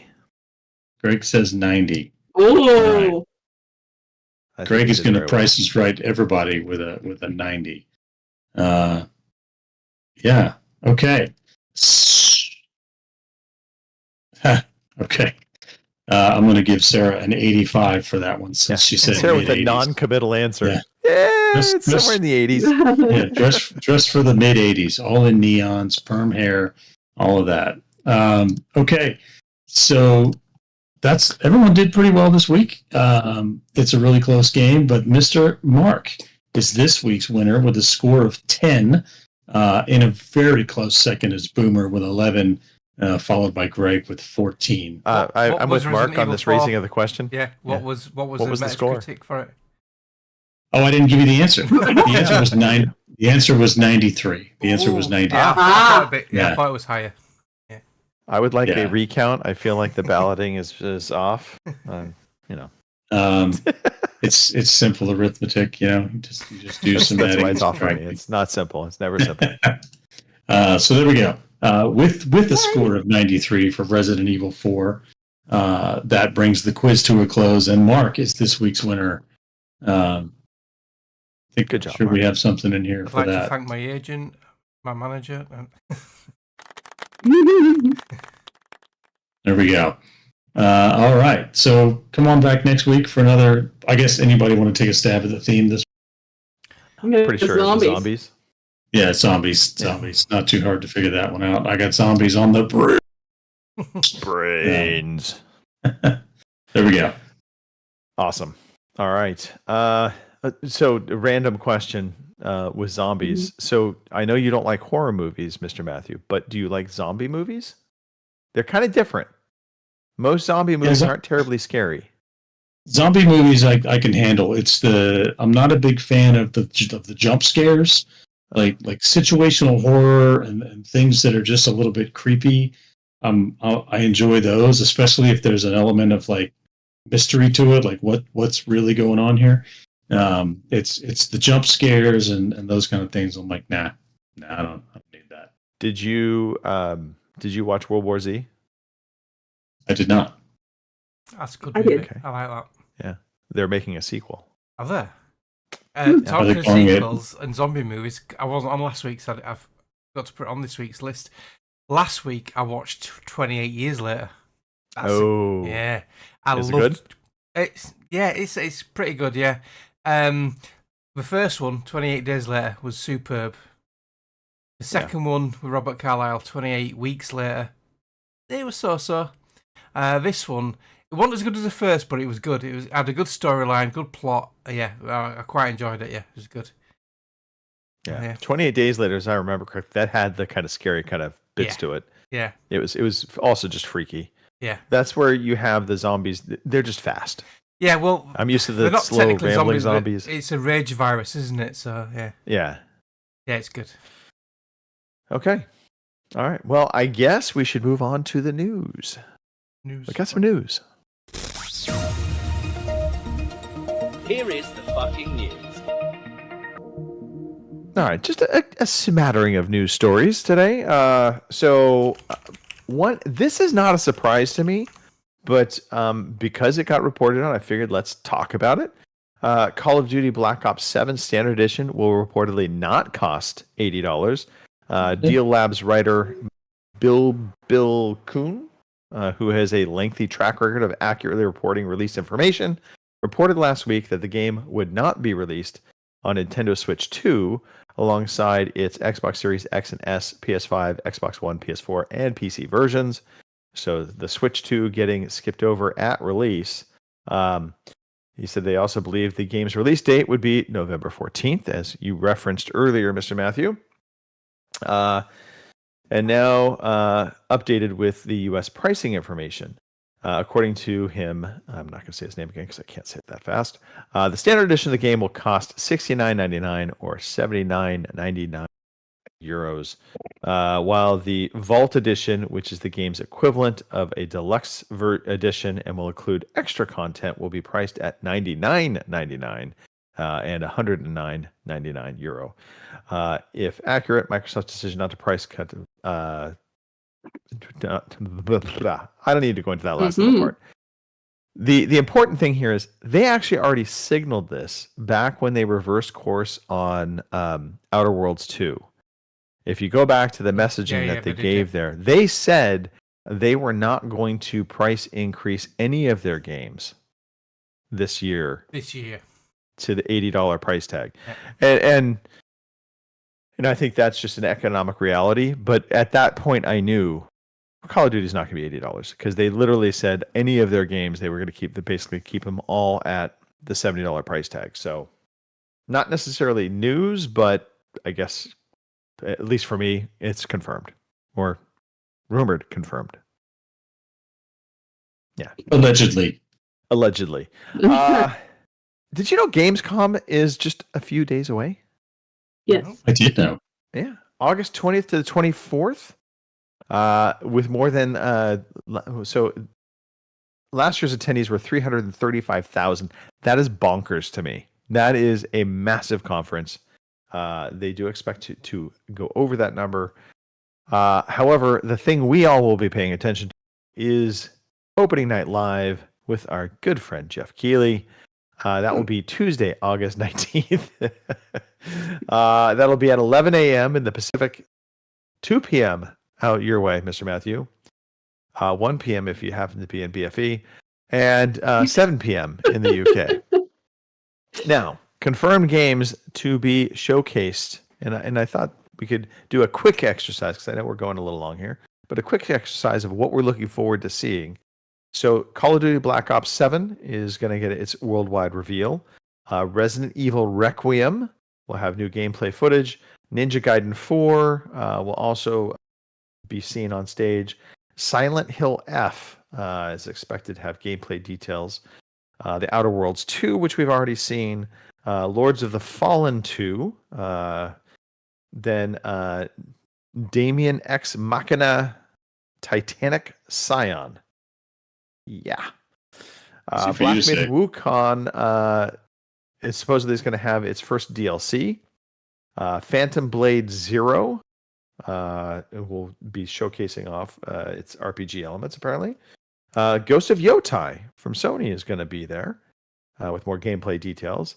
And then Honor of Kings World with a new trailer, and World of Warcraft, the Midnight expansion revealed. I don't think any of us are World of Warcraft people, but if you are, sound off. What on this list are you most excited to hear about? Starting with Kim. I guess Black Ops 7. I mean, that's about it. I mean, because of all that list.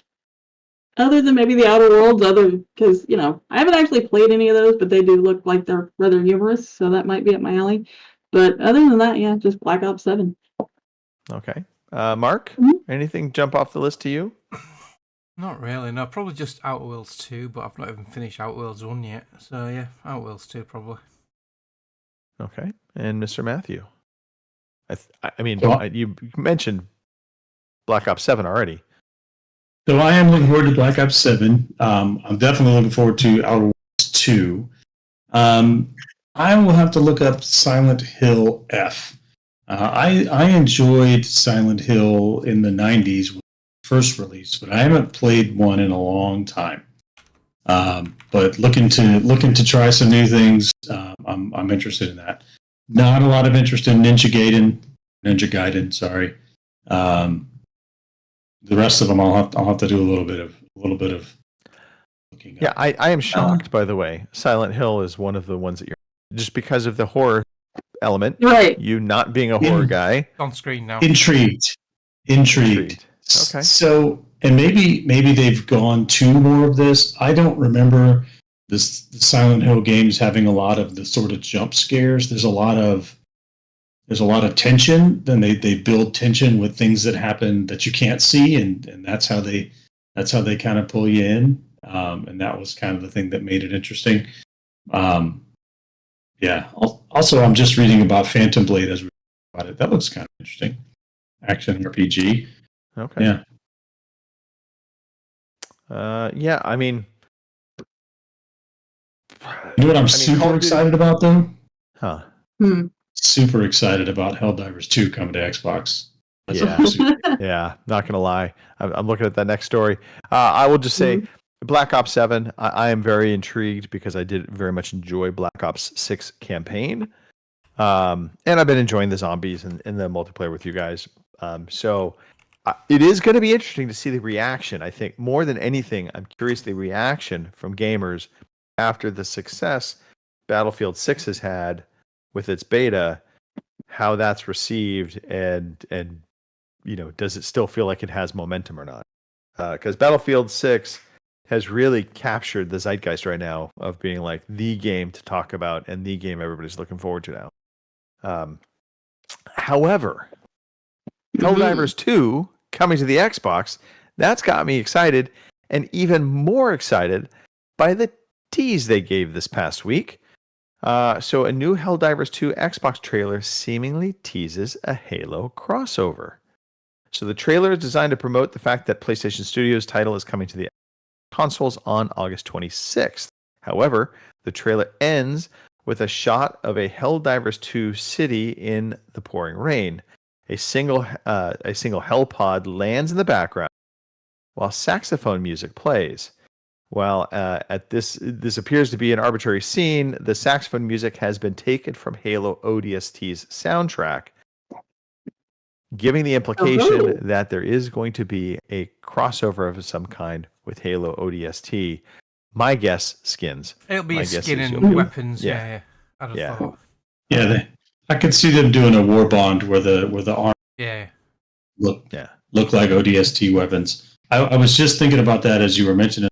Those of you who haven't played this yet are going to have some catching up to do, because the way they do this is every month, 2 months. It's probably about every 2 months they release a new war bond, and you can earn in-game. The war bonds usually cost about $10. You can earn in-game currency to unlock them. But whereas those of us who have played it for a little while have unlocked a few. If you're just joining this, there's going to be a lot of options of like, oh, which one do I get? Exciting times ahead. Yeah. Yeah. I'm excited. I'm definitely on board. I'm going to be there day one. I do have a question about that. I'm looking at picking up Helldivers. Should I get the standard one, or should I put out the big bucks for the Super Citizen bundle? So the Super What's Citizen, you get a war bond, extra war bond you can pick. You get some extra skins, uniforms, weapon skins. What else do you get, Chris? You get something else as well. You unlock an extra thing for your ship, like a little mini game thing. Yeah, you get the stratagem hero game on your ship. Yeah. It depends on how you feel about whether you want to have access to a new war bond right away. What does a war bond get you, for the record? I don't understand. So they're like a game, like a battle pass, out there, sort of thing. It's like a battle pass. Okay. So you pay $10, and then you, by earning experience, which in Helldivers 2 is called medals, you get a certain number of medals for finishing a mission and different things. You can spend your medals to unlock items in the war bond, and it'll be new armors. And they're more than just cosmetic. They'll actually have some different buffs on them, either extra ammo, extra grenades, extra armor, some other different buffs. They'll have some different weapons that perform different, that give you different fire rates, different damages. And some of them are really good and some of them are really not. So it's probably good to ask people that have played Helldivers before you go on to see what's good. So I bought the Super Citizen bundle because it was $10 more bucks, and I got a free war bond and some other stuff. So I think that's probably worth it. But I have not bought a single since. I will only pay for the war bonds with currency that I earn in game. Right. Just on principle. Okay. All right. Something to think about. Looking forward to having some new Helldivers in the squad, though. Be good times. I know Sarah picked this up. We had a couple of dives last week or the week before. So it is 4 players max. So we might have to split into 2 squads. But it's going to be fun. It's a lot of fun. Yeah, it's so fun. Is there a vehicle I can drive the squad and kill everybody in? There is a vehicle that you can drive the squad, and you will kill everybody if you don't know how to drive. You can also, Greg, you like this? You can drop in a mech. Oh, well, you can unlock mechs. As you level up, you can unlock a mech and drop down a mech and exoskeleton mech thing, and you can use that to wage war on the bugs So like and the Titanfall. automatons. Oh, what? So No, actually, Kim, I think it's more like the Halo equivalent. Halo has a mech. I want to say it was Halo 3 or Halo 4 they introduced. No, it was Halo 4. I think Halo they 4. introduced it. Yeah. And I mean, it looks very similar to me. I was looking at the mech. It's very similar. Yeah. You jump in the back. It's a bipedal mech. You have cannons on each arm. There's two versions. One has a machine gun and a rocket launcher. One just has two grenade launchers on either side. Not really grenade launchers, like howitzers, but yeah. We can talk about Helldivers forever, but maybe that'll be the topic of next week's show. We'll be jumping soon. No, 2 weeks, a fortnight. Yeah. Is it coming to Fun Game fact. Pass, or do you guys have to buy it? No, we have to buy it. Right. It is definitely Yeah, we not have to gonna- buy it. But There's no way Sony was going to release that to Game Yeah. Pass. Oh shit! Yeah, it's a Sony game, isn't it? Yeah. The good news is though, it's never been a full price game, even though it's really really good quality. Like I got mine off CD Keys and it was dirt cheap. I think I only paid £20. So that's why I plumped up the extra £10 on Steam for the Super Citizen upgrade. But yeah, I think on PlayStation right, it's only like £35. Yeah, I think it's releasing. Yeah, it was like $40 for the base game, and then $59 for the Super Citizen. Yeah, something like that. Yeah. Yeah, it's a lot of fun though. Oh, I'm it's looking forward to diving again because we've had a lot of fun with that, haven't we, Chris? That's like Snoopy's Yeah, we had a got great it, time. Jay's got it. Yeah, we've had a lot of fun with that. I kept looking at it like this weekend when I've been playing the beta. I kept looking at it and thinking, I just have a quick dive, but no, I'll wait till Greg and Kim get it. All right, fair enough. I think this brings us to new releases. Indeed, it does. Alrighty, your new releases for this week are Horde Lord. I knew I got fucked that one up, and I sure as hell did. Horde Lord for the PC on August 18th. Sword of the Sea for PS5 and PC on the 19th as well. Core.sys for the PS5, PS4, Xbox Series X and S, Xbox One, and Switch on the 20th. Althea, the Wrath of Alfiri? Yes, Althea, the Wrath of Alfiri for the PS5, PS4, Xbox Series X and S, PC on the 21st. Blast Rush LS for the PC on the 21st. Discounty, okay, for the PS5, Xbox Series X and S, Switch, and PC on the 21st as well. And last but not least, this one is also going to be out on Game Pass, which is Hurtling for the PS5, Xbox Series X and S, and Switch PC on the 21st as well, which is some sort of apparently hurting game, I guess. Yeah, I don't know why, but I must have subscribed to this developer on a different game, and I got an email about this, Hurdling's coming out in such and such a date, and it gave me a link to the video on that, and I looked at the video and it looks quite interesting. Like, you're on this mountainside and you're herding these beasts. I can't remember what they call them now, like capricorns or something they call them. Yeah, it looks interesting. Yeah, it's different. So. If it's on Game Pass. Yeah, it'll be on Game Pass because they've right. already got it out now, so you can cool. pre-download it. Right. If it's on Game Pass, I'm gonna give this a go for definite. Yeah, it looks cool. It looks different. Something different. Yeah. I think it's more of a chill out, relaxing game, which is nice between your Call of Duty campaigns and stuff, isn't it? Something to like just. It looks easier than herding cats, so I guess we'll try it. Yeah. So there you go. Speaking of herding cats, Mm-hmm. on Tuesdays and Thursdays we do our shooties. We get our guns on. Although it's really more Tuesday than Thursday, but says you. Look, well, you know, right? I was almost able to make it, by the way, this last Thursday. Almost. I was almost ready. I posted it earlier in the day, say on Thursday. I got on from work. So, anyone playing tonight? I'm looking forward to it. And then I fell asleep. And I woke up later on and Sarah sending a message saying, "Are you joining us or what?" Oh, shit, no, I fell asleep. Yeah. Okay. Anyway, so yeah, Tuesdays, Thursdays, we do community play night. 8:30 in the UK. Really, 12:30 is the only time zone you really need to pay attention to. But that's Pacific time zone. Figure it out from there. Double Fatal Fridays, that happens twice. 8 p.m. in the UK, and then again 8 p.m. Central time zone. If you catch one of us on, we'd be happy to hang out and play games. Or honestly, anytime. It's the weekend. If it's the weekday, Right. if you see us on, shoot us a note. If we can co-op up and play some games, well, we're there. And if we ignore you, well, don't feel slighted. We ignore most people. This is true. That's Mr. Matthew. just you, Greg. I know. You guys ignore me all the time. I feel it. Why don't Ignoring you you do right the now. closing notes, sir? The wrap-up Sure. or the wrap-up? The wrap up of the wrap up.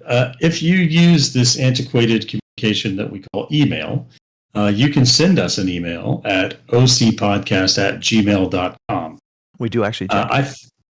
We do actually check it. We do also have a social media on it. It checks our Facebook, Facebook fb.ocpod.com, and our Twitter at OC_podcast. Give us a like, give us a subscribe at the Overseas Connection on Podbean, and we'd really love to see you in the future on our Overseas Connection Discord. Just come right along. And since I'm already talking, I'm going to begin shouting people out. I'm going to shout out triathletes because they are some tough as nails people who can swim and bike and run all in a row. I do one of those things on any given day. Shot. I'm going to shout out you three because it's been a great show. I'm going to shout out the D&D table because we had a lot of fun. I'm going to shout out the Zombies crew because even though we died a lot, we also had a lot of fun. And finally, I'm going to shout out Corzan because he had a late question for the hosts. A late question. And the late coming question for the hosts is, what is your post-podcast routine? And my post-podcast routine, Corzan, is since we've been sitting here for almost 2.5 hours, and I am I know what I was going to say. I go straight to the loo, and then after that, I go have an old. And I'm interested to hear what Mark does after the podcast. Yeah, Take it away, Mark. Exactly the same. Straight to the loo. Relieve myself of a load of cider what I've drunk. And then I go downstairs. I will take my nighttime medication and then go to bed because I'm up fairly early and I'm getting old and I like my early nights now. So I'm in bed for 10:30, 11 o'clock most nights. Yeah. What about you, Kim? Well, let's see. After I shut my laptop off and put all that stuff up because I can't leave it out with the cats because they're assholes and will chew the cables, or knock it off and break it. I'll either maybe hop on the Xbox if, say Boomer wants to hop on and we play COD or something, or if you guys might do that. But usually I have to go out and do chores because I have more cats and horses and dogs to take care of. So that's usually it. So, yeah. I'm trying to think. What Do about we you have a there, Tank Top? routine? I think the immediate routine is go out and figure out what needs attention. Whether it be my wife, my son, or something within the house that needs to be addressed. But I mean, the bathroom thing is a serious potential but it's not necessarily the routine.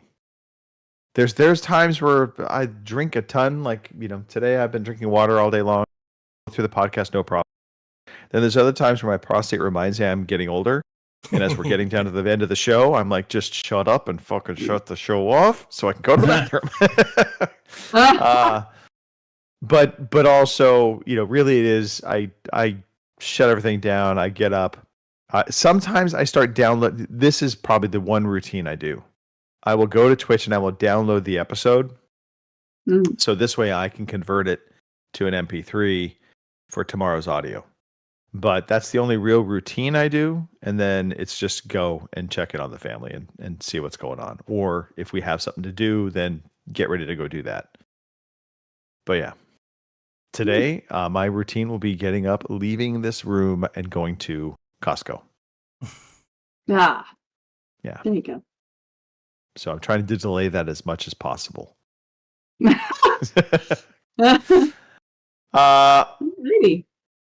Well, look, Mark, do you have any shout outs you want to do? Yeah, you guys, I want to shout out both OBS and Virgin Media for not dropping the stream this week. I want to shout out all the Battlefield 6 and the Call of Duty players we've played with past couple of weeks. I've had a lot of fun. Friday night, we started with Battlefield, but then we got too many players for the squad.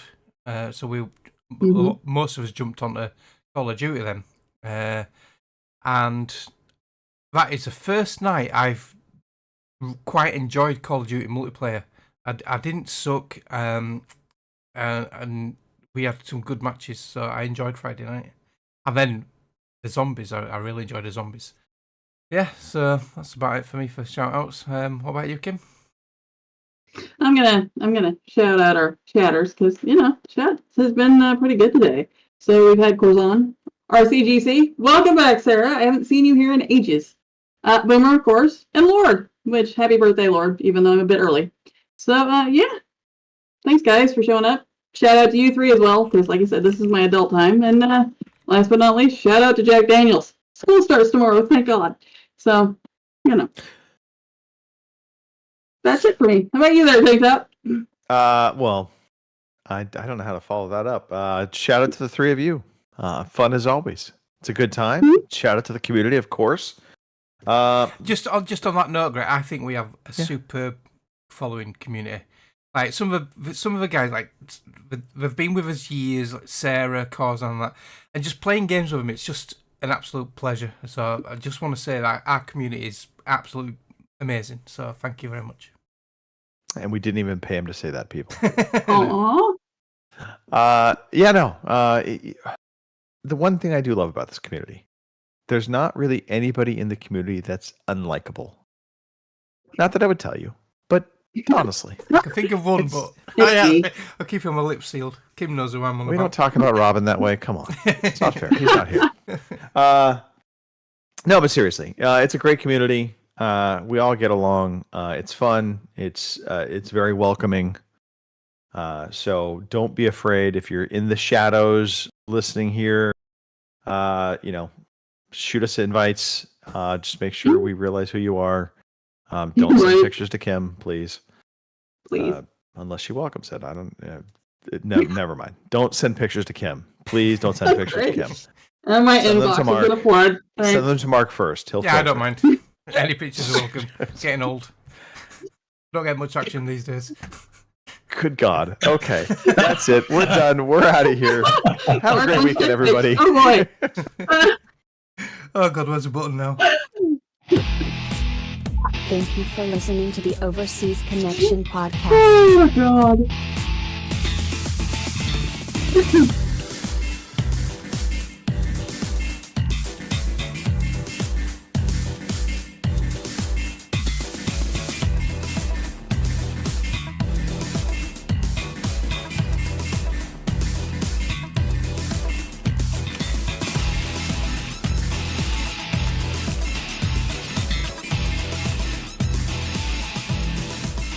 See you same time next week. Love you, bye. Love you, bye. Love you, bye.